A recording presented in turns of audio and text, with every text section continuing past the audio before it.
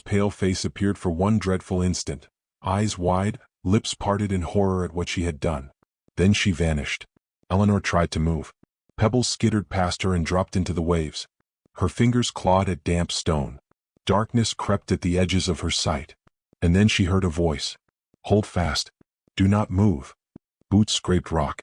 A shadow descended. Strong hands seized her wrists with a firmness that felt like life itself. "Look at me, miss. Look at me." She forced her eyes open. A man's face hovered above hers, wind-tossed dark hair, sharp gray eyes, a jaw set with determined focus. "I have you," he said quietly. "The sea shall not take you tonight." He hauled her upward with astonishing strength, bracing his boots against the cliff face. The world spun, and then she was on solid ground, pressed against a wool coat that smelled faintly of rain and leather. She fainted. Eleanor awoke to the crackle of firelight and the scent of lavender. She lay in a grand bed beneath embroidered curtains. Her side throbbed, carefully bandaged. A maid sat nearby, watching with relieved eyes. "You are safe, miss," the girl whispered. "His Grace would be pleased to know you have woken." "His Grace," Eleanor croaked. "The Duke of Ravenshaw." Her breath caught. She remembered the voice, the hands. Later, when she was able to sit upright, he came. The Duke stood near the hearth, tall and composed, dressed in dark riding clothes now dried and brushed. He removed his gloves slowly, as if unwilling to startle her. "I trust you feel improved, miss?" "Whitcombe. Eleanor Whitcombe." He inclined his head. "I am Alistair Ravenshaw. You have been my guest these past 2 days. The physician insisted you must not be moved." "2 days?" she whispered. "You were quite insensible when I found you." Shame flooded her. "I fear I have caused you trouble, Your Grace." His eyes sharpened slightly. The only trouble would have been arriving too late. She lowered her gaze. "You are very kind." He studied her with a look that made her feel oddly seen, not as a burden or an inconvenience, but as a person of quiet worth. "Miss Whitcombe," he said gently, "how did you come to fall from such a path?" Her throat tightened. Loyalty warred with truth. I slipped." He did not look convinced, but he did not press her.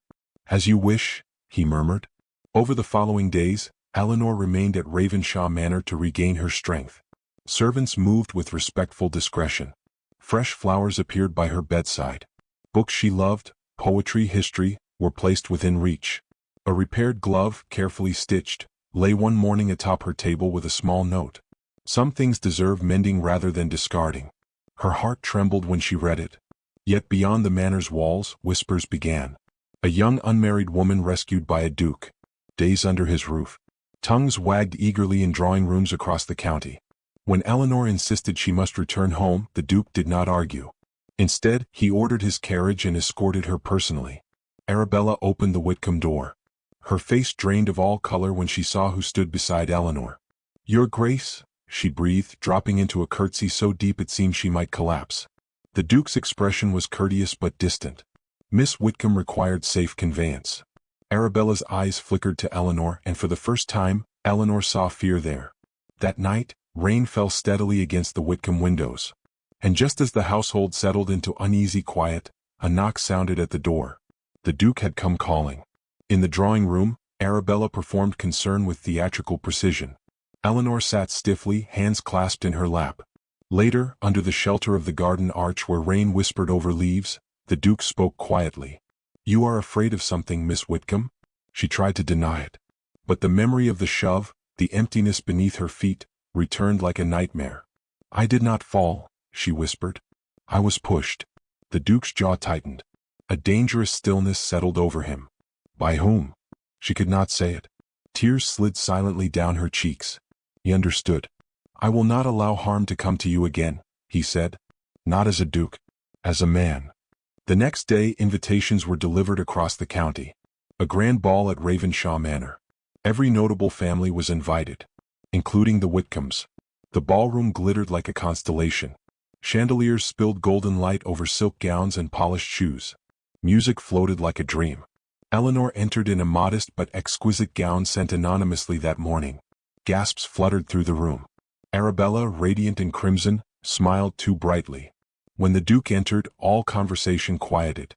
He crossed the floor without hesitation. "Miss Whitcombe," he said, bowing, "might I claim the first dance?"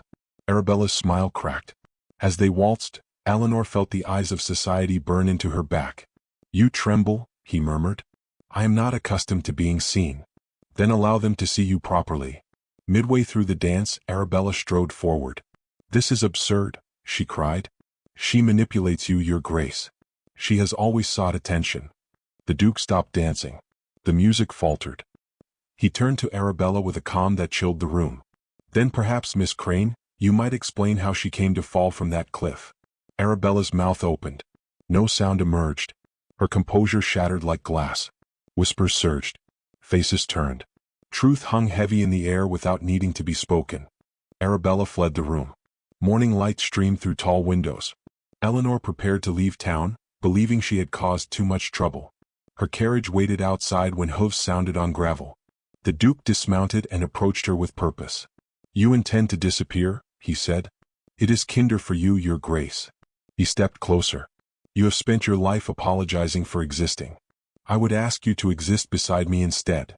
She looked up, startled. "As my Duchess." Tears filled her eyes. "You pity me. I admire you. I respect you. And Eleanor, I love you." The sea roared faintly in the distance as if remembering. Months later she stood again upon that cliff, but safely, his hand firmly around hers. The place that had nearly taken her life had led her to it. Sometimes the cruelest fall is not from a cliff, but from grace. And sometimes, love is the hand that lifts us back. If you like my content, don't forget to subscribe, give this video a thumbs up and share your thoughts in the comments.